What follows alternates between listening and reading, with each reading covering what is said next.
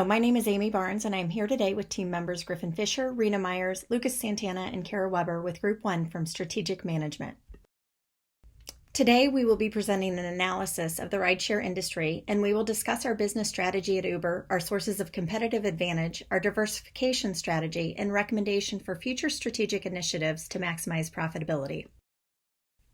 The ride-sharing industry was classified under the transportation industry in 2022 by the North American Industry Classification System, or NAICS. If you further narrow it down, ride-sharing is classified under taxi and ride-sharing services, as well as limousine and luxury sedan services. The NAICS describes these subsectors as businesses that are primarily engaged in providing passenger transportation that are not operated on regular schedules. In terms of rivalry, while the ride-sharing and e-hailing industry is relatively new, the number of rivals is becoming quite large, with new entrants becoming more relevant daily. In terms of size, share in the industry is dominated by Uber, with the next biggest rival being Lyft, with more than 40 million e-hailing trips being booked on these two platforms daily. Outside of Uber and Lyft, other rivals are relatively small. Within the industry, standardization is common and low to moderate levels of differentiation exist. With the average ride costing between $17 and $25, switching costs are low. Demand growth is high as consumers are becoming more accustomed to a sharing economy. And finally, exit costs are low due to the business model of drivers being independent contractors, which reduces fixed cost of property, plant, and equipment. The buyers in the ride-sharing industry represent the riders who are looking for fast, convenient, and inexpensive transport from a specified pickup location to a defined end location. Rider bargaining power is driven not only by the number of riders or buyers, but also the network effect created by more rides or number of trips per rider.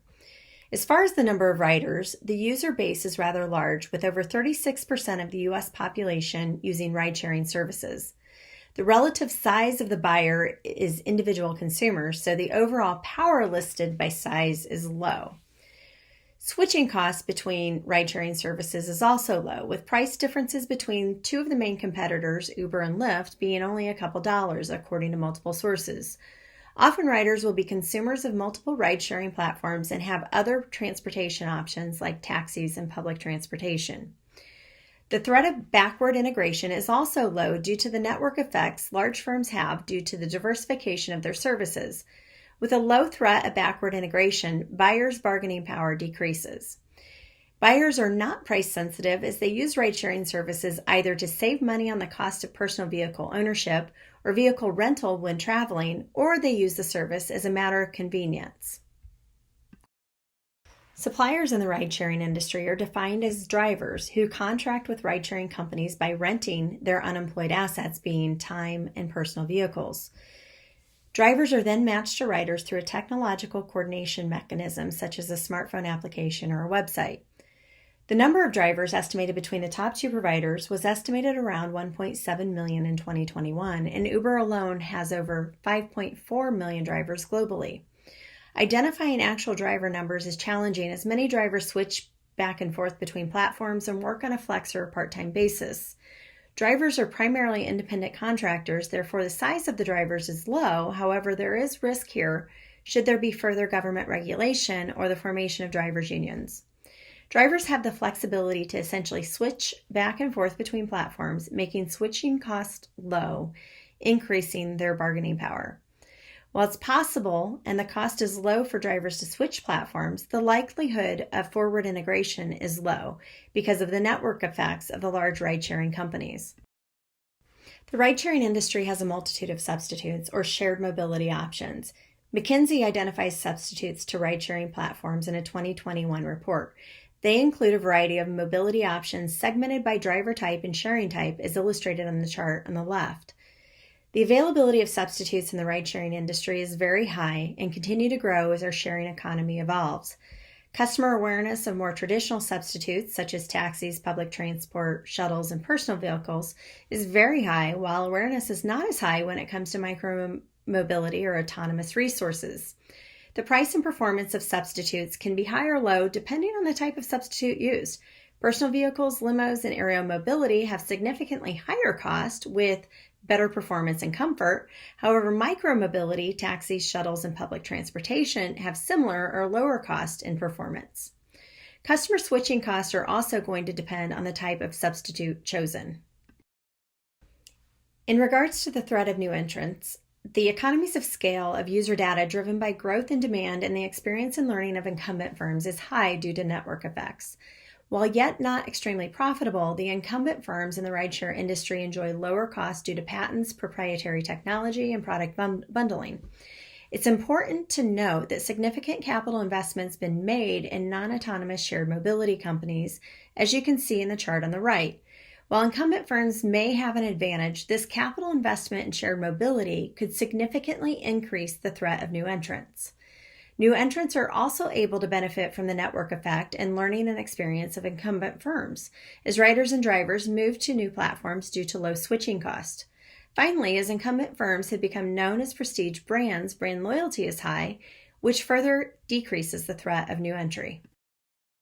In 2021, the ride-sharing market size worldwide was $85.8 billion and is projected to grow to over $185 billion by 2026. This represents 115% growth over the course of 5 years. Additionally, research shows that e-hailing trips tripled from 2016 to 16.5 trillion trips in 2019 and continue to grow post-pandemic. When looking at the threats in the industry, the largest threat comes in the form of potential substitutes. With constant change in technological advancements, the availability, awareness, low switching cost, and the price and performance of these substitutes are likely to garner excitement and cater to and shift with consumer demand. However, based on the aggregate industry analysis and the industry growth projections, the overall industry attractiveness would indicate medium to high average profits. Now I'm going to turn it over to Kara Weber, who will review Uber's business strategy. Amy, thank you. I'm Kara Weber, and I will discuss Uber's business strategy in the ride-sharing market and its unique value in this segment. A key aspect of Uber's ride-sharing segment is its global market penetration. Uber's ride-sharing is offered in 10,000 cities globally. Uber attributes its ability to compete worldwide to its massive driver network and consumer network, which also allows for the collection of massive amounts of data, a leading technology platform capable of handling all aspects of matching, routing, and payments, as well as demand prediction and dynamic pricing, operational expertise, which allows Uber to enter markets quickly and scale, and product expertise, which offers consumers an intuitive user interface, evolving user features and functions, and enhanced safety features. Let's discuss how these assets as contributors to a global market penetration play into Uber's business strategy. Uber has a two-pronged approach to its business strategy, competing as both a cost leader and differentiator. The source of advantage for both strategies lies in Uber's global market penetration. This global market penetration creates a network effect in terms of demand. More drivers equal more riders due to increased convenience, and more drivers and riders equal more recognition as a valued brand. On the previous slide, we saw that Uber has a massive network and technology platform with a user-friendly interface, and Uber can enter markets quickly due to its operational excellence. These assets allow for economies of scale, meaning that Uber can reduce its fixed cost per ride because the same platform is used worldwide. Since more drivers equal more riders, Uber has worked to incentivize both drivers and riders to use the platform to drive demand and convenience. Uber also competes as a differentiator, as its global brand is strong. With 10,000 cities worldwide, Uber is a very recognizable brand name. Uber has enjoyed a first mover advantage for some time. One may consider as evidence the cultural shift from saying, "I'll hail a taxi" to "I'll grab an Uber." Uber's brand recognition is reminiscent of Kleenex and tissue. Again, we see the potential network effect with the strength of brand recognition, as consumers would select the recognized brand with the convenience of available drivers for their ride-sharing needs. We can examine Uber's unique values compared with competitors such as Lyft. First, global presence. When considering the unique value Uber brings to riders in comparison to major competitors, Uber offers the advantage of global presence and recognition. Lyft is only available in the US and Canada. Meanwhile, Uber serves 10,000 cities globally, compared to Lyft's 656. Uber has access to more potential riders and more market share globally. Next, economies of scale. A weak point in Uber's strategy is its endeavor for economies of scale when evaluating that as a unique value. While the network effect should be able to induce more demand, the fact that drivers are not direct employees and can drive for both Uber and competitors such as Lyft spurs a race to the bottom in terms of driver and rider incentives as they compete for a given market. Similarly, dynamic pricing generally makes any potential pricing advantage mutable. Consumers would be unable to perceive a consistent value. Finally, global brand awareness. The convenience of Uber's global presence has certainly contributed to name and brand recognition and helps it maintain market share, not only globally but in the North American market. However, it's important to remember that consumers in the ride-sharing market hire for one simple job: to get from point A to point B on demand and at the lowest cost. Brand recognition may drive consumers to explore Uber first for their transportation needs, which is a great advantage to Uber. However, the user interfaces and related features of Uber and Lyft have created are similar, and some drivers even drive for both companies. So there's little unique value in the end to the end user in terms of the product and service, nor is there really any cachet associated with the brand, so there's not a play for brand equity. Switching costs are low for both drivers and riders, so both can select the best incentives and payment or price, which really weakens Uber's unique value. So next, Lucas will discuss in detail the sources of Uber's competitive advantages through a Vryo analysis. Thank you. Thank you, Kara. Yes, next up, I will be talking about Uber's competitive advantages in the ride-sharing industry. We know that according to Bloomberg, Uber's net revenue was about 6 times bigger than its main competitor Lyft in 2022. So we're going to explore the competitive advantages using a Vryo analysis on 3 core resources that Uber has, which is its ride-hailing platform, its vast driver network, and also its global brand recognition. To start our Vryo analysis, we will explore the resource of ride-hailing technology platform. And this does bring value to Uber, as its app has enabled drivers to earn a living by connecting them with their riders. It also provides customers with convenient and efficient ways to request ride, track their ride, and pay for the ride, all through one single app. This unique value proposition initially helped Uber to differentiate themselves from its competitors and also build a large and loyal customer base throughout the years. It's not rare, since Lyft and other competitors have created similar platforms and technology throughout the years. Specifically, Lyft, for example, created a feature that would tip riders on the app after the ride was finished, which Uber only brought years later. Is it inimitable? Well, the ride-hailing technology platform is a complex system that require investment technology, but competitors like Lyft and Didi have been able to replicate this system throughout the years, particularly, and have access to the same level of resources as Uber could have, like a strong workforce. Lastly, it is still organized to exploit, as Uber can still exploit its value. And according to McKinsey & Company in 2021, around 51% of customers claim that convenience is the primary reason they use these ride-hailing platforms, and that makes Uber be able to exploit that and its value that it has created since 2010.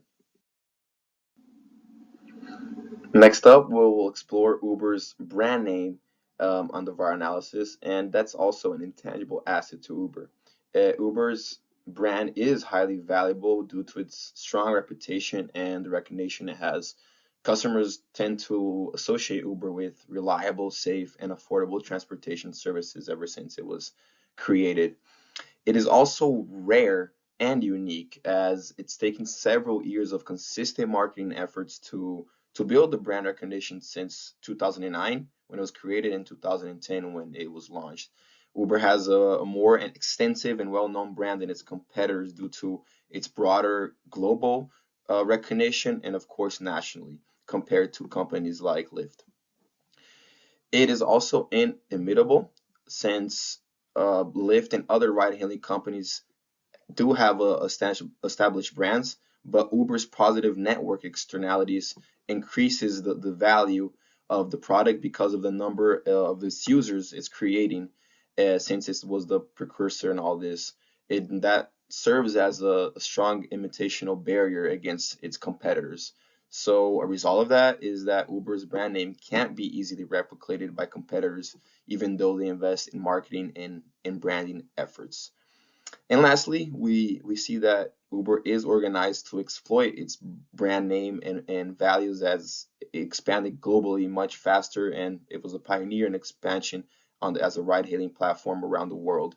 And this included investing in advertising campaigns and developing strong visual identity and creating a unique value proposition that resonated with the customers. And lastly, we'll be talking about Uber's driver network, which is considered a human resource. This network is valuable because the larger the driver network, the more customers Uber can serve, and they've been creating a large network since its implementation in 2010. This has led to higher revenue and profitability, and the driver network is also valuable because it allows Uber to offer a more extensive range of services such as different vehicle types and respond to fluctuations in demand. It is also considered rare as Uber has invested heavily in driver recruitment, training, and retention programs, which have enabled the company to not only build a larger and more diverse driver network than its competitors, but also establish partnerships with rental car companies, allowing the drivers to rent cars and join the network easily as well. Then we go into inimitability. It's not inimitable since competitors that have stepped up, like Lyft, have replicated these investments and partnerships to build a similar network. They offer similar or even better incentives, and like Amy mentioned, they make switching costs low, increasing the bargaining power of the drivers, and very easy ways for the drivers to not only use other networks but even use several of platforms at the same time. Lastly, we understand that they're not organized to exploit, as sometimes Uber doesn't act to exploit the drivers as their core resource. Rather, they see them as a means to an end. That's how the drivers describe it mostly. But Uber's primary focus may be on building a technology platform sometimes and providing a seamless user experience for its customers. And this view, the drivers are simply seen as a resource to facilitate that goal rather than actually an end themselves. So to conclude, we do see Uber has several resources and capabilities that can provide the company with competitive advantages. However, not all of the resources and the capabilities are rare or difficult to imitate. The table does show that Uber's mobility ride-hailing technology platform is not rare, therefore it's not inimitable as well. The brand name is valuable, rare, and it's difficult to imitate due to years of investment and partnerships to build and maintain the brand reputation. The driver network is valuable and rare, but not easy to imitate, and it's not really well exploited. The table also highlights the importance of a well-organized and dedicated team to maintain and improve these resource capabilities as they can. With that, we do see that the ride-hailing technology platform is a comparative parity, that Uber's brand name is a sustainable competitive advantage, and the Uber's driver network is a temporary competitive advantage. Looking ahead, Uber revenue tend to rise to 16% to a whopping $37 billion in 2023, as analysts expect that. Unlike Lyft, Uber hasn't given investors too many reasons to doubt those positive forecasts. And up next, Griffin will discuss in detail the sources of Uber's corporate strategy. Hey, thanks, Lucas. Once again, I am Griffin, and I'm going to be covering Uber's corporate strategy.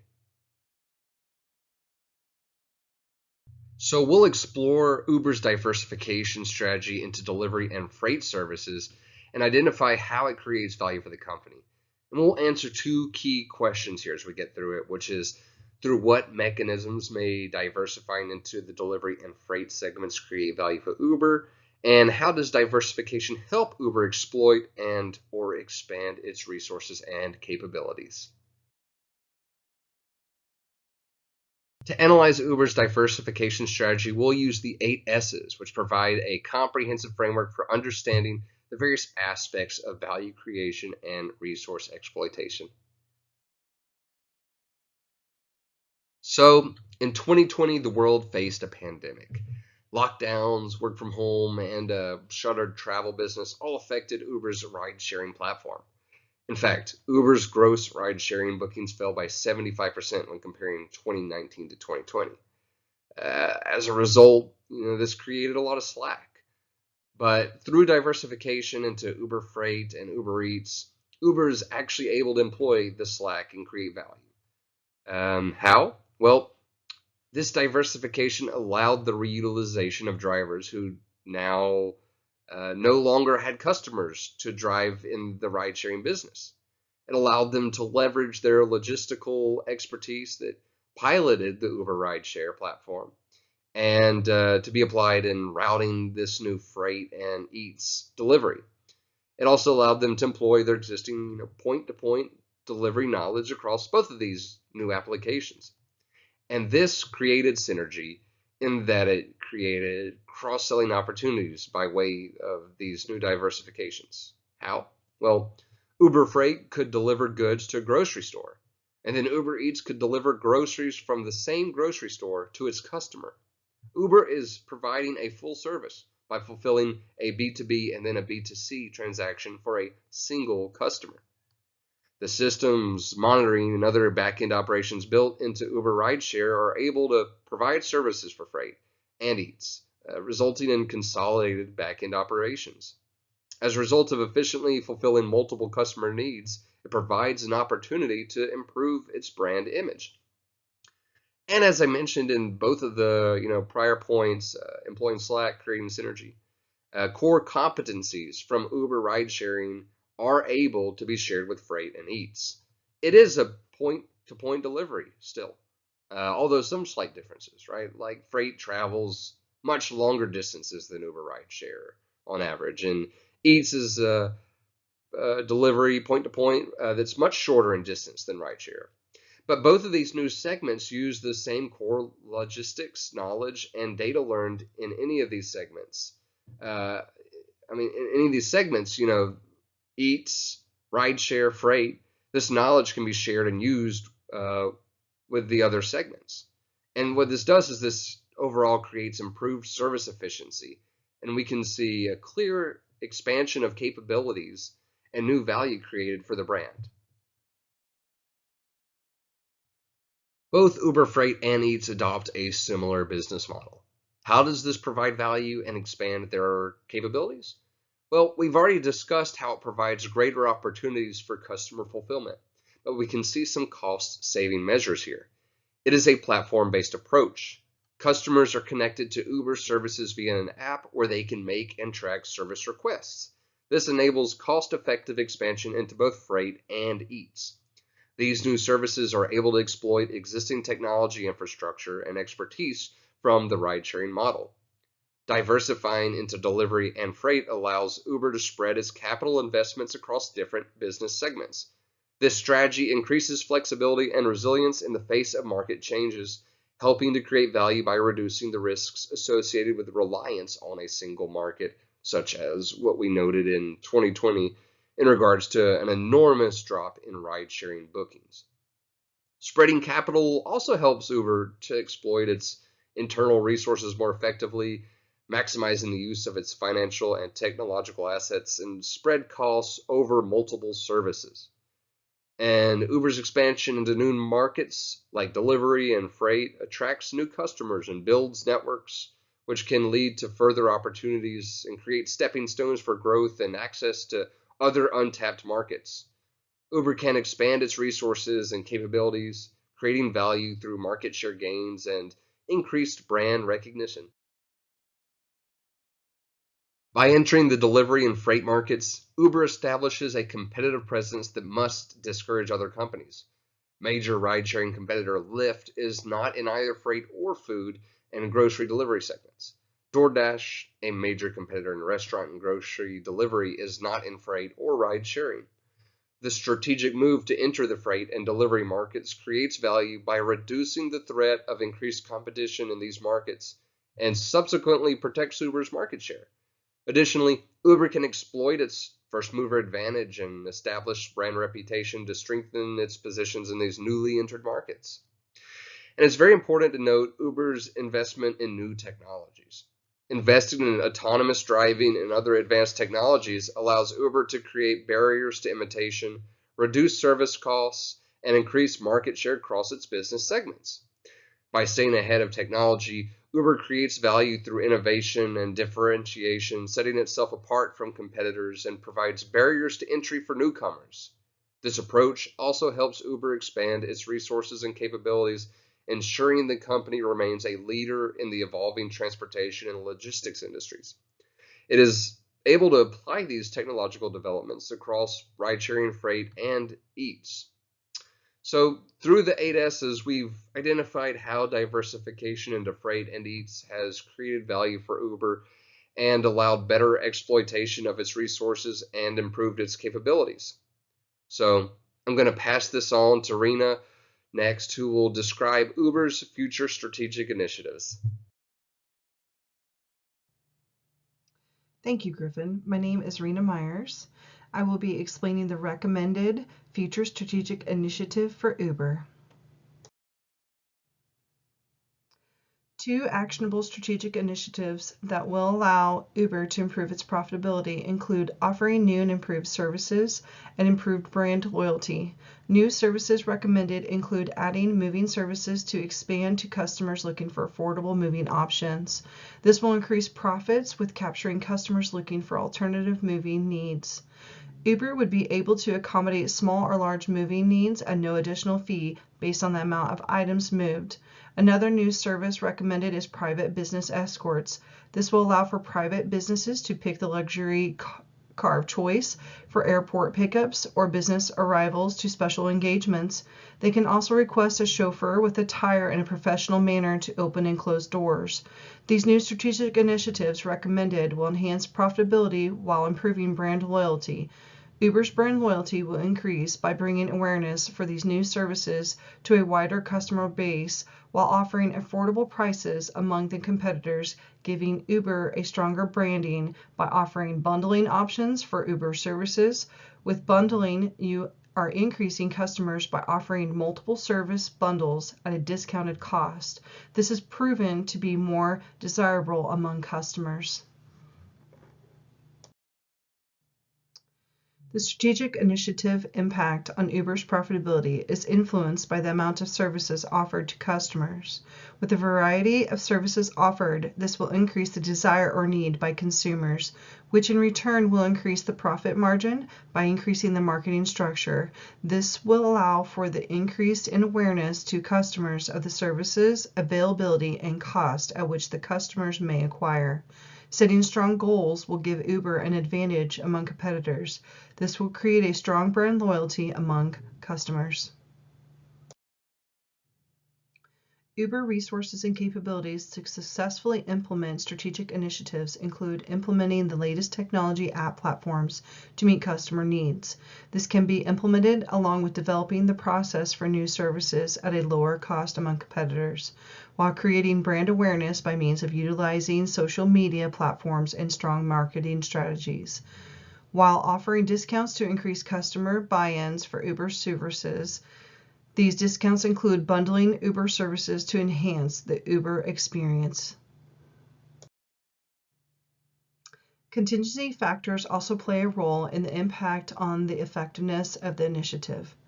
Some of those contingency factors include competitors. Competitors will try to take advantage of services offered by offering them at a discount to be more profitable. While the economy can also be another factor, a prime example is the COVID pandemic. This caused a huge profit loss, while it also led to a stronger strategic initiative to build more services among competitors. While the size of a company determines the profit margin by the amount of services it will provide to customers, with staying up with the most advanced technology will allow customers access to real-time services. This will enhance the revenue for Uber. While weather can play a huge role in the services offered by Uber, the weather is dangerous. Services can be discontinued until the weather is more favorable. This can cause some delay in services, however, not at a costly amount. This completes our presentation. We appreciate your interest on understanding more of Uber's ride sharing analysis and strategic planning. Thank you.